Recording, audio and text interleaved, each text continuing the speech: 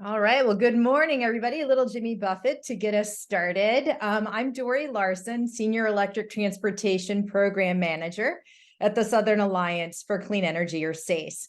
Over the next hour, Tom Taylor, the Senior Policy Analyst with Atlas Public Policy, and Stan Cross, Electric Transportation Policy Director with the Southern Alliance for Clean Energy, we'll cover our highlights from our 4th annual Transportation Electrification in the Southeast report that was released today. A couple of technical items. We've saved time at the end of the webinar to answer questions. So during the presentation, you can submit questions by clicking on the Q&A box and typing your question. We have quite a few attendees on the webinar today, so if your question does not get answered, please reach out to us following the webinar, and we'll provide contact information in the webinar for a follow-up email. So following the webinar, we will send a link to the recording. It is being recorded. And without further ado, I will hand it over to Tom and Stan. Take it away. Thank you, Dory, and thank you everybody for being here today. I look forward to sharing with you the results from our report. Just to kick things off, I'm going to just kind of set a little bit of context for what Tom and I are going to be sharing here today. And, you know, another report the Southern Alliance for Clean Energy has done is on retained fuel spending in the Southeast. And one of the things that we recognize in the states that we're looking at today, which include North and South Carolina, Tennessee, Georgia, Florida, and Alabama, is that the Southeast really doesn't have any skin in the oil game. We don't have oil production and refining happening in those states in any significant way.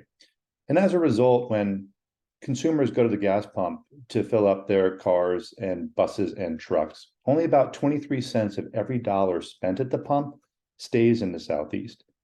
So a lot of money is leaking out of the state in our fossil fuel-driven transportation economy.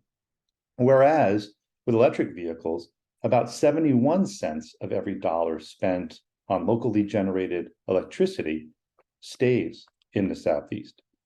So that adds up to a lot of potential savings. In fact, if all the cars, trucks, and buses in the Southeast were electric today, the region would get a $60 billion boost to the economy annually, with all the money saved buying electricity instead of gas and diesel.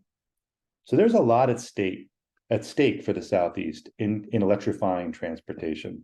So let's jump into the data from this year's report and see how the region is doing. Tom, take it away. Thank you, Stan. Thanks, Dory, for getting us started. It was yesterday that I learned who his name Jimmy Buffett is. I'm not from the Southeast, you can probably hear, but our kind team of SACE is educating me on the region a bit more. But my name is Tom Taylor. I'm a Senior Policy Analyst at Atlas Public Policy. I am based in Washington, D.C., and I'm one of the authors of this report. And I have been an author of this report for 3 years now, and it's always a pleasure to work with the SACE team. Atlas Public Policy is a small data policy firm based in Washington, D.C., and we focus particularly on transportation electrification and other climate policy and data areas. In terms of this report, wanted to quickly note thanks to the team at SACE, to Stan, Kate, and Dory for their help in getting this report out this year. As with previous years, it's a big lift and it's a big team effort, and so I want to thank them for their support and for their many close reads. And then also to my co-authors, Matthew Vining and Mo Khatib from Atlas Public Policy. It's a real pleasure to work with the Atlas team, and so want to shout out to them also. But let's get into the data a little bit, and I echo the request for questions. We'll see what we can get to, but also want to flag the report that's out today, and encourage you to have a read through the report and see what you find. And all of the data here is referenced in the report, and so you can dig into it a bit more and see if it answers some of your questions. The data that we pull for this report comes from Atlas EV Hub, unless specified. And Atlas EV Hub is a one-stop shop for EV data, and it is there's a bunch of the components of Atlas EV Hub that are free to all users, and then the rest of the data is free for public agencies. And so encourage you to check it out if you want to use some EV data, related data, for what you're looking at, or want to explore the data a bit further. The data that we talk about in this report is through the end of June 2023, and we do 12-month snapshots, so growth over the past 12 months. And so that's from start of July 2022 through June 2023. The report covers a range of sort of key areas for EV adoption. So we look at EV sales, EV manufacturing and investment, utility investment in EV infrastructure, charging deployment, public funding, public policy. And as Stan mentioned, we look at the Southeast, and for the purposes of this report, we define the Southeast as Alabama, Florida, Georgia, North Carolina, South Carolina, and Tennessee. So I'm going to get into the data now. The first thing I think is worth situating the Southeast within a national picture. And one way to do that is to look at this graphic here. So this graphic pulls national sales, national EV sales for the past 24 months, the past 2 years. And I think there's a couple of things that stand out to me here. The first is that thick Tesla line through the middle. Tesla has a really strong grip on the EV market, around 50% of the EV market, and that hasn't really changed over the past 24 months. We see growing number of other automakers that are increasing output and introducing new models, but Tesla remains strongly dominant in the EV market. And so that's sort of a story to watch over the next couple of years. The other thing that's worth noting is that this sort of milestone that we've achieved over the past couple of months, where 10% of all new light-duty vehicles sold were electric vehicles in June, and then also, I think, in December of last year. That's a really important threshold, that we're now in double figures, so that the fleet of new vehicles that are coming onto the road are more and more electric vehicles. And then you can see from the top point of the graph, so in June 2023 versus the first data point from July 2021, there's an effective doubling of the size of the market. And so the national sort of story is one of growth, and one where we're seeing more and more electric vehicles deployed on the road. And so that's very positive if you're thinking about some of the benefits that we talk about from electric vehicles. There's sort of really interesting story, I think, to come over the next couple of years is how funding from the Bipartisan Infrastructure Law and the Inflation Reduction Act will continue to grow the market. And so when you look at that funding and you break it down a little bit more, the funding supports EV adoption really from go to woe. So when you're talking about buying electric vehicles, buying secondhand electric vehicles, charging deployment, replacing buses with electric vehicle alternatives, manufacturing, there's a real sort of across the board benefits from these laws to support electric vehicles. The other sort of story, and then I'll get into the Southeast a little bit more, is that the Southeast trails the national average across the board, unless we're talking about vehicle manufacturing. And that is the story that we've seen for the past couple of reports. I think the one thing I would note is that we see a pretty significant range within the region. And so it's worth remembering that the Southeast is not a monolith, and that we see, the way Florida versus Alabama versus Georgia, there are real sort of differences between these states, and differences depending on the indicator that we're looking at as well. So what I'll do is I will go through some of the data, and then Stan, encourage you to jump in and talk through any thoughts you had for the indicator that we're looking at. But the first one that we look at is EV sales in the Southeast. And so you can see in figure 3 here, that story that I just mentioned, which is that you have all states in the Southeast trailed the national line, which is that dotted line at the top, the national EV market share, sorry, national new vehicle sales EV market share. So of all the new vehicles sold, what portion of them are electric vehicles? And this is by quarter. And so you can see that at the end of the line, the national number is about 9-something%. When you look by state, you can see that the top cluster, there's a real sort of gap between the top cluster and then the second cluster. So Florida, Georgia, and North Carolina lead the Southeast and are not too far away from the national EV market share. But when you're looking at Tennessee, South Carolina, and Alabama, there's quite a different story. And Alabama is sort of a shift down again. It's worth noting there's a little uptick in Tennessee, and that's the uptick in Q1 from 2023 is an outlier for unknown reasons.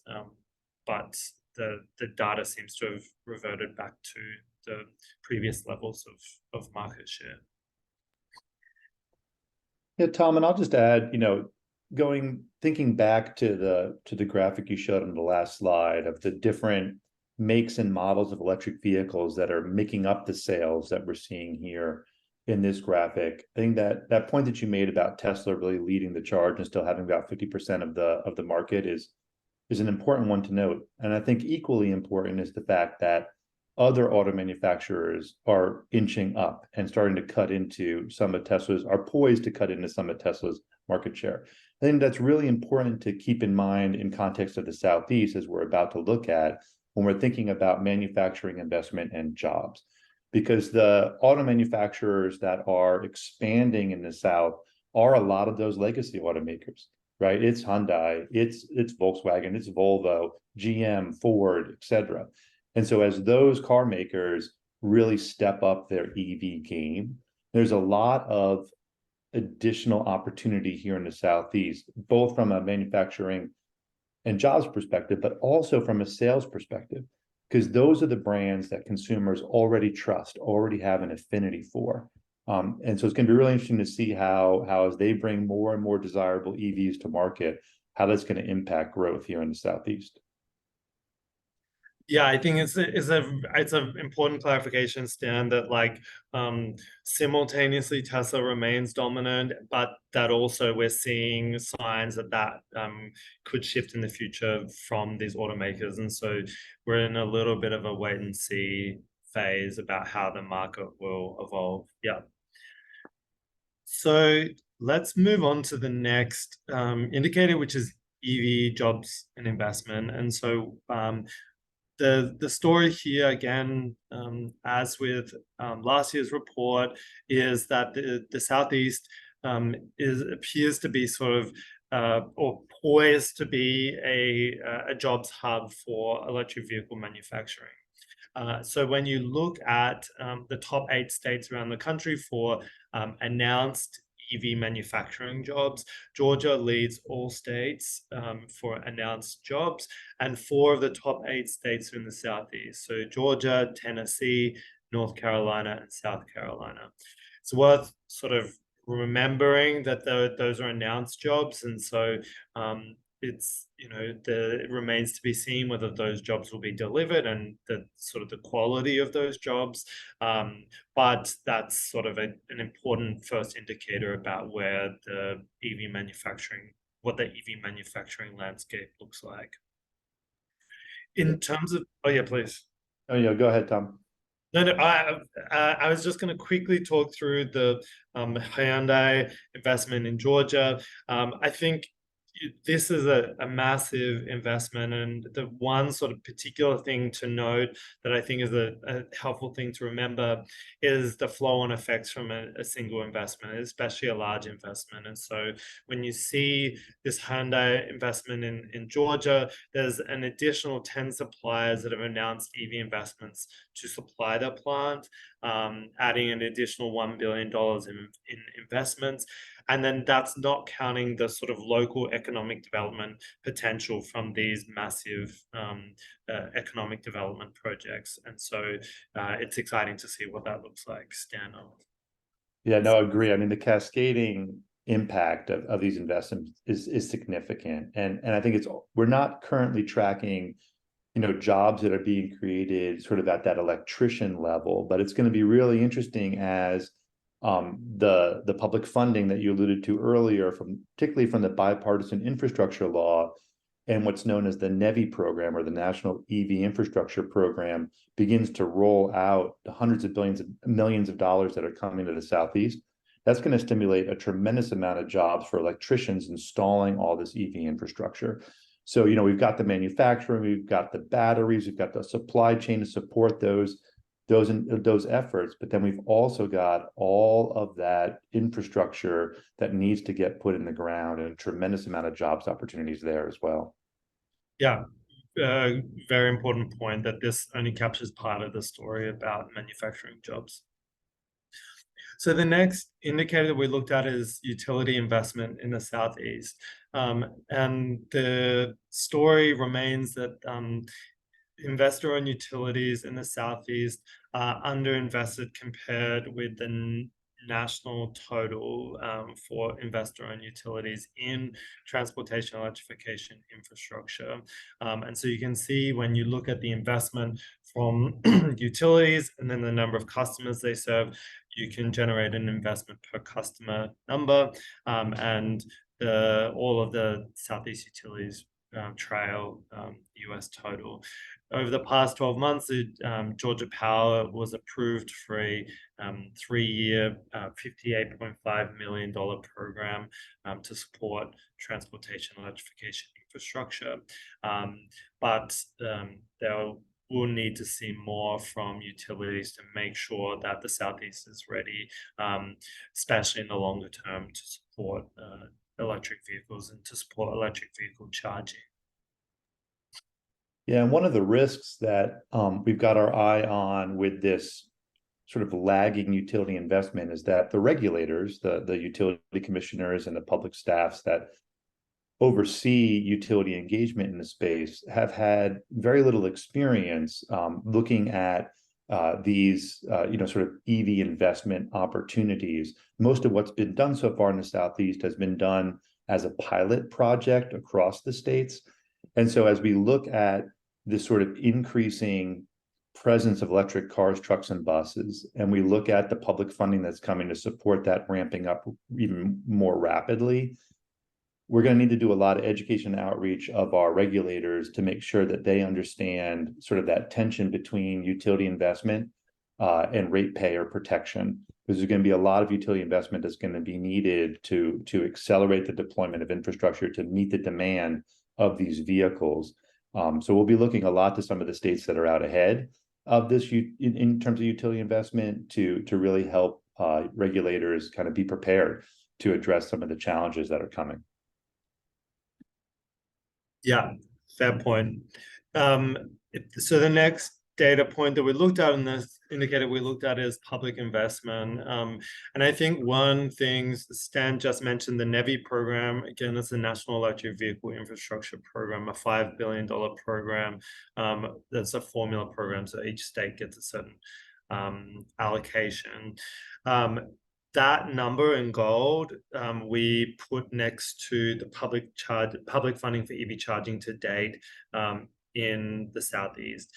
You can see that the NEVI program, and that's a single program from the bipartisan infrastructure law, is sort of swamps existing investment from these states. It's a real step change in terms of funding in the region, and so it's very exciting to see how that will support fast public charging in the Southeast. But it is also a reflection of how underinvested the Southeast is when you look at public funds.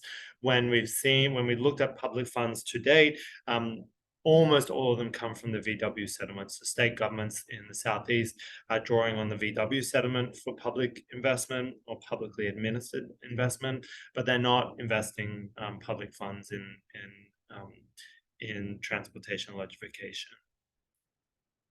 Yeah, I think this graph is really telling of sort of what's coming in terms of the work ahead. So as we've said already, the jobs that this is going to create, getting all this infrastructure deployed, and the challenges that the public sector is going to face, whether it's local government, state agencies, regulators, et cetera, in deploying this volume of funding quickly to sort of meet that incoming electric vehicle demand. So the last couple of slides, and then I think we'll get into some questions, but the public policy framework, of course, is important at a state level and a local level to support EV uptake. What we've seen in the Southeast is that states have, in some instances, there's efforts from lawmakers to introduce legislation to support EV uptake. There's also some efforts from legislators or governors to make it harder for people to access electric vehicles. But in terms of the sort of the policies in place or the plans in place, we've seen bunch of the states in the Southeast working from state EV plans. I think it's worth noting particularly North Carolina's Clean Transportation Plan, that as part of that plan, one of the goals is 50% passenger EV ZEV sales by 2030, among other key goals within that plan. Also, sticking with North Carolina, the Department of Environmental Quality continues to work on the Advanced Clean Trucks rule, and that will be an important rule in the state to ensure that more and more trucks are electric in North Carolina, and follows the lead from states around the country that have already implemented the Advanced Clean Trucks rule. And just to turn everybody back to the report, we do go deeper into all of these indicators in the report, including public policies. So do make sure you take a look, and you'll get a lot more information out of the report than you're going to get here today. So I think then we are ready to close out. A couple of things just to flag quickly. So a reminder that we pull data through June 30, 2023. So it means that some announcements, for instance, Hyundai announced that $2 billion more, $2 billion more investment in their existing facility in Georgia on Friday last week. That won't be captured in the report, but will be captured in future updates. But wanted to flag that we released a tool yesterday, EV Jobs Hub, that tracks EV manufacturing jobs and investment around the country, as well as whether or not those facilities are unionized, and what sort of state, local, and federal subsidies that they've received. And so I'll share that as a tool in case you want to dig into the data a little bit more. And then Stan and my contact details are on screen in case you have specific questions. And just one last thing to share before we jump into Q&A is that, in this report, we're digging into the market, right? And we're looking at these indicators that Tom has laid out here in the presentation. We do that in full recognition that this transition to electric transportation is currently not tracking in an equitable way, right? That we're seeing the folks who are buying EVs skew towards wealthier, more urban and suburban markets. Charging infrastructure is being deployed where those EVs are being sold, not necessarily equitably across the region. So that equitable access to the benefits of electric transportation is a critical piece that this report's not intending to cover. But as we're looking at these indicators, we're using the results from this report to help us in our advocacy in pursuit of that equitable transition to electric mobility. So with that, we welcome your questions. All right. Well, if you could just expand on that a little bit more, Stan. This first question is asking Georgia's plan for expanding charging infrastructure under NEVI trends urban money towards places with an obvious tourist draw. Rural areas are largely left out. What can you say about the relative state of rural EV infrastructure in Georgia or more broadly across the South? Yeah, it's a great question. And first with the NEVI or the National EV Infrastructure Plans, there's federal guidance that dictates how those plans need to look. And those plans are bound to major highway corridors, ones that have been designated with a federal alternative fuel corridor designation, and then every 50 miles along those corridors. So where those chargers are placed is limited by the federal guidance of that NEVI program. That being said, the federal guidance also includes the Justice 40 program, or Justice 40 guidance rather, that requires all federal funded programs to deliver 40% of the benefits to disadvantaged communities. And that can include rural communities as well that have often been left behind in technology transitions and run the risk of being left behind in this one as well. And so the NEVI program really isn't geared to be a solution to the rural charging challenge. I think that challenge has, a number, both in Georgia and across the Southeast, a number of headwinds.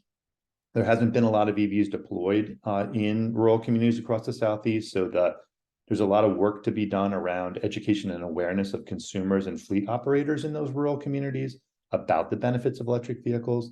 And I think many of us are sort of really anticipating the release of the Ford F-150 Lightning, the electric Chevy Silverado, the electric, Ram pickup truck, and others that, again, are sort of those recognized brands, those trusted brands, and the vehicles that a lot of these rural communities need to do their day-to-day work. So I think as those vehicles come to market, as this federal investment begins to unfold, it's going to be incumbent upon all of us in the space, advocates, as well as policymakers and the industry, to make sure that rural communities are being prioritized and are not left behind.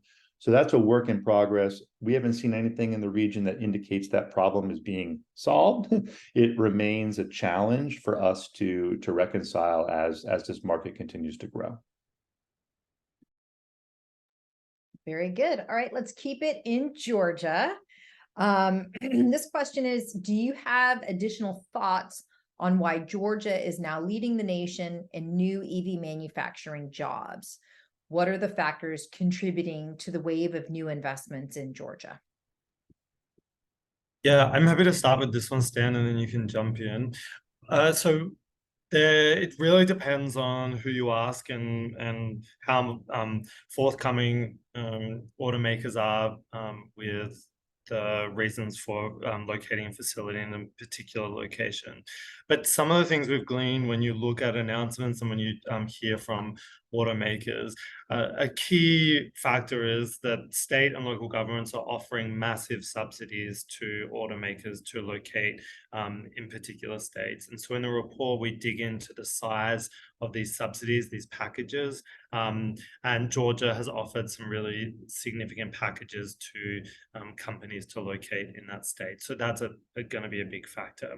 There's also other factors that are cited, including, some automakers are looking for right-to-work states to make it harder for employees to unionize in those states. Some automakers are looking for large industrial sites to locate facilities, and there's challenges sometimes in finding appropriate industrial sites that for a facility or for manufacturing. There's also questions around industrial energy rates, electricity rates rather, and those being attractive in some parts of the Southeast. And then I think where you have, where you have a cluster of EV jobs, that tends to attract other EV jobs. So when you look at the map, you can see these three sort of types of clusters, one in the Southeast, one in the Midwest, and then one in the Southwest. And so where you have a battery manufacturing facility, it makes a lot of sense to have your the vehicle assembly facility nearby, and therefore suppliers want to be nearby to make transportation easier. And so you have this sort of clustering effect in different parts of the country. Likewise with battery recycling, that they're all in a similar place to make production easier. And so it sort of becomes a self-fulfilling prophecy after a while. Yeah, I think the only thing I would add to that is there's also the sort of available workforce and the workforce training that's in place. And so I think a state like Georgia has a really strong university system, as well as the technical community college system of the state being really strong, that the training is there, and manufacturers have confidence that the workers they need will be available. Same thing in Tennessee, North Carolina, South Carolina, and I think all of those states are seeing this opportunity to significantly grow the number of jobs, and also do it in a way that's kind of on the cutting edge of the growth of this clean energy economy, which is a global economy that itself has the chance to be situated here in America, with all of the investments that are being made by the Inflation Reduction Act to really pull businesses to this country. So I think it's also going to be interesting to see how states use this opportunity and the competition among states to really beef up their higher ed institutions, beef up their community colleges, be able to show up even stronger along the lines of future workforce needs and demands. Great. So this question is about charging stations and electric vehicle sales. So how can adding auto charging stations in the Southeast keep pace with the new electric car sales? I think, I'll take us back a moment to the graph that Tom showed about, how little public funding has been sort of made available compared to the federal funding that's coming. And if you can hold that in your mind, along with the relatively small amount per customer of utility investment that's been made so far, investments that tend to skew towards charging infrastructure, the Southeast has done a lot with a little, right? And so I think the fact that the Southeast is where it's at with charging infrastructure is pretty impressive, given that lack of public funding and lack of utility investment compared to other places in the country. It's also going to be, really telling, as this federal investment hits the ground, how the state agencies, particularly DOTs, Departments of Transportation, that the money is going to be funneling through, are able to execute and implement this infrastructure deployment. Some states are going to do a better job at that than others. And I think the Departments of Transportation in the Southeast are well positioned to deploy that funding in a way that's both efficient and effective. And that's going to really change the landscape of EV charging, particularly fast charging along highway corridors. And remember, when you own an EV, the majority of charging, upwards of 85%, you do at your home. So that home charging is critical. And if you have a single family home like I do, and a plug outside your garage, it's very easy for me to charge my EV, and I need very little public charging, really only when I go on a road trip.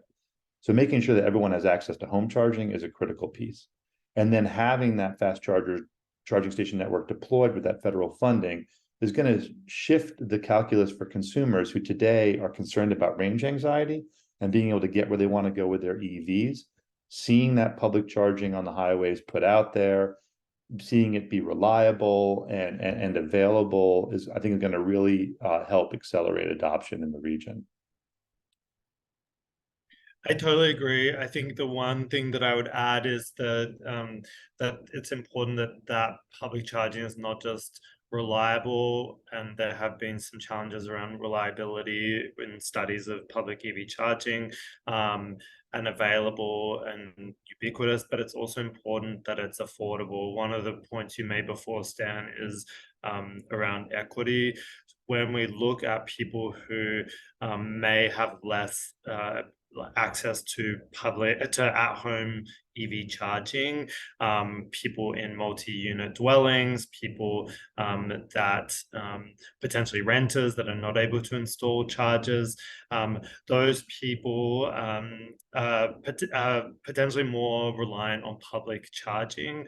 And so if that public charging is much more expensive, which it often is in the case of fast charging, then they effectively punished more for not having at-home charging. And so it's important that they have access to affordable options to charge their vehicle, especially because they may be more low income or have less access to resources by virtue of them being reliant on public charging in the first place.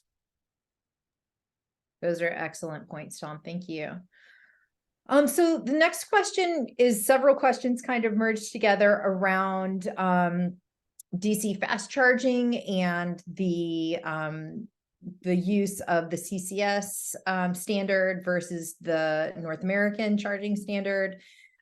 So can you talk a little bit and make sure that everybody understands the difference between those two, and then how that relates to the NEVI funding?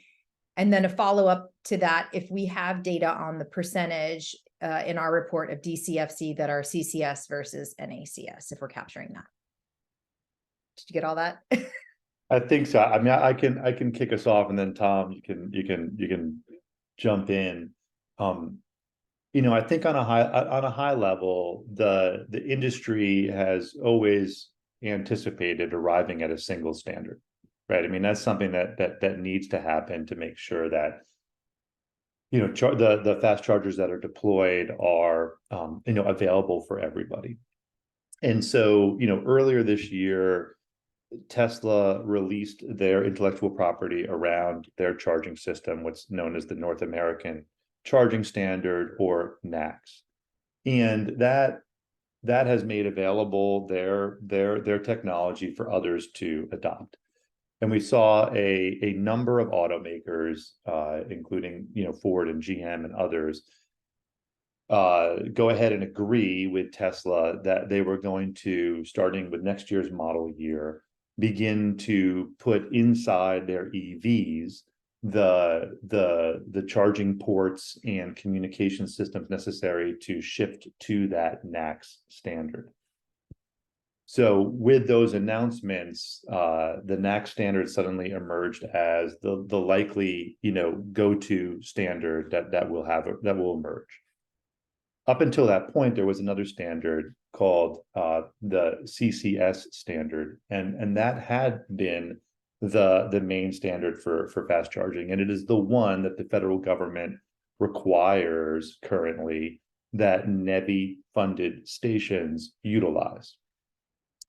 So that leaves us in a moment of sort of suspense, in that the North American Charging Standard, though it has the word standard in it, has not yet gone through a standardization process.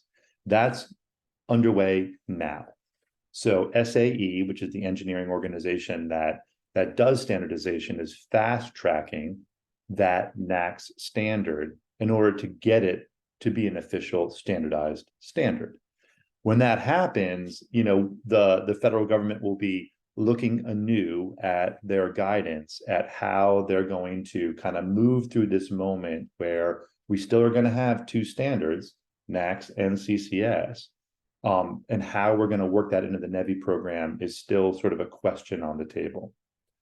One thing that I will add is that in talking with the electric vehicle charging manufacturers and host sites, there is confidence in the industry that they will be able to adapt to whichever standard. And already they're building the hardware and software capability to swap out, right? So if you think about a fast charger, if today it's a CCS charger and tomorrow it wants to be a NACS charger, you do not have to rip out the whole charger. It's a matter of replacing the cord and the plug and some of the intelligence inside the unit. So this transition is going to be able to be managed. And at the end of the day, it's a good thing to land on a single standard that all EVs can utilize. I'll leave it there. Tom, what other thoughts do you have? Yeah, I mean, that's a very helpful walkthrough. I think the one thing that I'm interested to watch is states have just submitted, every year they have to submit a NEVI plan. So they've just submitted their second year NEVI plan. And this development with NACS, particularly with automakers announcing that they will adopt the standard, is the first year that we will see what it looks like in state NEVI plans. And so I think it will be very interesting to see, you know, how states have write in NACS to their NEVI plans. And I think we'll see a fair bit of a variety across state plans about, you know, them writing NACS in. I think some states will do it and some states won't. And so it's an interesting one to watch. Yeah, and then the market's going to have, you know, the market's going to tell us a lot, right? And so, you know, this NEVI funding is going to, I mean, just dwarf all of the existing DC fast chargers deployed to date. And so you're going to see this massive deployment happen nationwide, and then we're going to watch drivers interacting with these stations, and we're going to begin to amass data about which vehicles are using the stations at what frequency, and that's really going to help also inform this transition.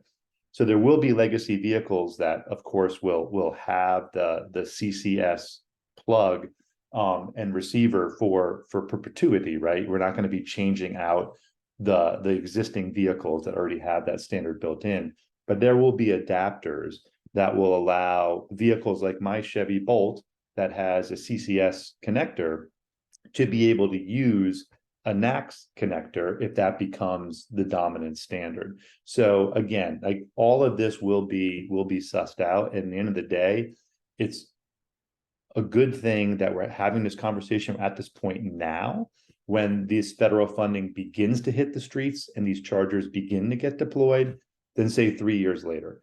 This is kind of perfect timing for this to come to a head and for us to be, you know, making a standardization decision as an industry. Agreed. This is good timing to be solving these problems as they're bubbling up now. So I have a question for you, Stan. This is regarding the introduction that you have in the blog about the report. You mentioned public hostility to EVs in the Southeast. So can you talk more about what's going on, who's backing these hostile moves, and their potential impact? Just to be clear, I wasn't referring to public hostility, but more in the public policy realm, some hostility to electric vehicles.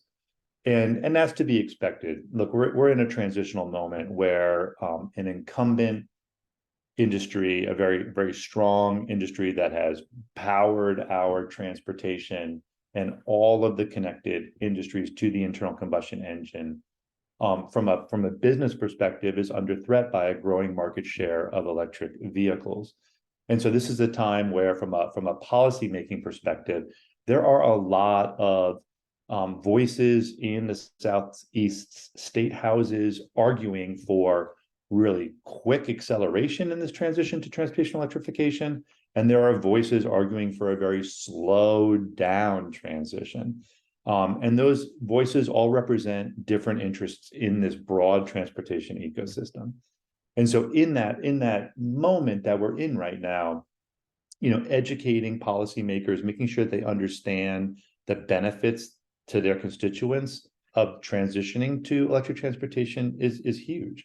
Whether it's, like I was talking at the top of the webinar, the potential $60 billion boost to the region's economy annually if we were driving on electricity instead of gas and diesel, whether it's the public health implications, particularly for communities that are overburdened with transportation pollution that could result by removing tailpipes, and whether it's the climate benefits of shifting to transportation electrification, where you have a significant reduction in greenhouse gas emissions, both from the vehicles, but also from the entire process of fueling and driving those vehicles, as well as energy security, and the fact that, when we shift to electric vehicles, we decouple ourselves increasingly from the geopolitics that we're currently bound up in when it comes to oil, which we're seeing play out, in a number of different on a number of different global stages right now. So making sure that policymakers understand these benefits back to their constituents and to their states is going to be critical, so that the voices arguing for a really rapid transition to transportation electrification begin to ring louder and truer than the voices that are trying to slow it down. So that's when we talk about hostility, is kind of that's what we're referring to. It's a moment where there's a lot of information for policymakers to take in, and a lot of really important decisions for them to be making over these coming years.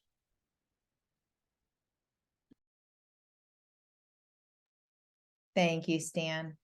We have a question now about looking at equity and some policies that would help. There are some, rebates being rolled out in California counties. Would something like that be helpful? Or if not, what are some other policies that would be helpful in the Southeast?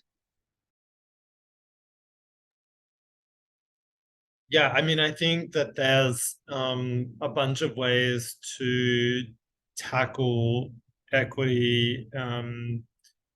So one important way is to look at vehicle ownership and ensuring that the purchase of an electric vehicle is more affordable for people that are looking to buy an electric vehicle. And there's ways that states and local governments have done this around the country. California has a bunch of important programs that have made buying electric vehicles much easier, much more affordable for people. I think, though, it's also important to recognize that a lot of people still cannot afford to buy a vehicle, and so what are the alternatives for those people? And that means investments in transit, investments in transit that is clean, so that it is electric buses for people that are riding those buses, for school kids that are riding those buses, that they are free of vehicle pollutants that we know have an impact on young people and on transit riders. So I think that it's important to make EVs accessible for those people that are interested in purchasing EVs and that are able to purchase EVs, and a point of sale rebate with equity policy built into it, so that it's you're able to get that not at tax time, but at the point at which you purchase it. That's really critical. But then also, thinking about the ways in which people travel and ensuring that transit options are better, and then also are cleaner for riders, I think is really crucial. Agree, and I'd add that it's important to bring the communities and the consumers that we talk about when we talk about equity to the table, to understand their needs and priorities and how this transition to electric transportation can benefit them. So whether we're talking about rural communities, lower income communities, communities overburdened with pollution, communities of color, all these different communities that themselves are unique and not monolithic, have distinct needs and priorities within their communities that the transition to electric transportation can help serve. And so I think in making this equitable transition, there's some sort of fundamental system level things that can be done, some of the things that Tom was speaking to. But there's also the need to really understand what's happening at the community level, especially when we're thinking about targeting the federal funding that's flowing through the Bipartisan Infrastructure Law and the Inflation Reduction Act, and the requirements in Justice 40 to make sure 40% of those benefits go to disadvantaged communities. How that money flows from federal through state and local government to local communities is going to be really important, and making sure that the projects and the programs and the opportunities, the workforce development, et cetera, that those dollars bring to communities align with what those communities need and want. And so I think that work is underway now in the Southeast, and is going to be really critical at informing how we draft policy, how we design programs, how we disperse funding in ways that lead to a more equitable and accessible electric transportation future. Great. Thank you, Stan. This is a question just about the data and how it was being expressed in the report. So since some EV sales are unavailable in South Carolina, however, South Carolinians do purchase EVs in other states and bring them back to South Carolina, are these types of purchases allocated to South Carolina's market share of EV sales or North Carolina, Georgia's in the report?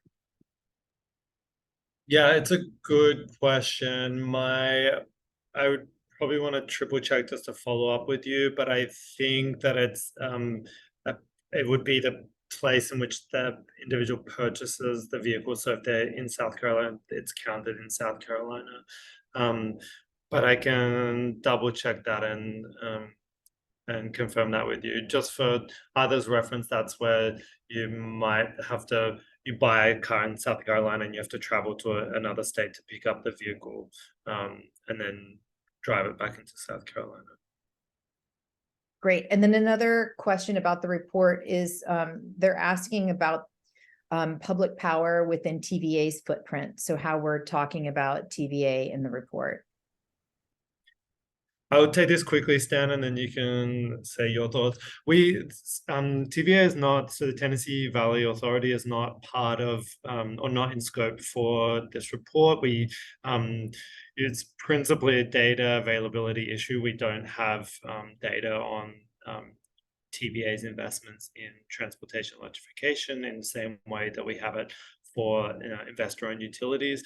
And for background, investor-owned utilities cover 70-ish% of the country, and so it captures a big chunk of investment. But it will mean that in some states we don't get the whole picture, and so for that, meaning that we don't capture TVA's investments in this report, but it's an important sort of data point to track.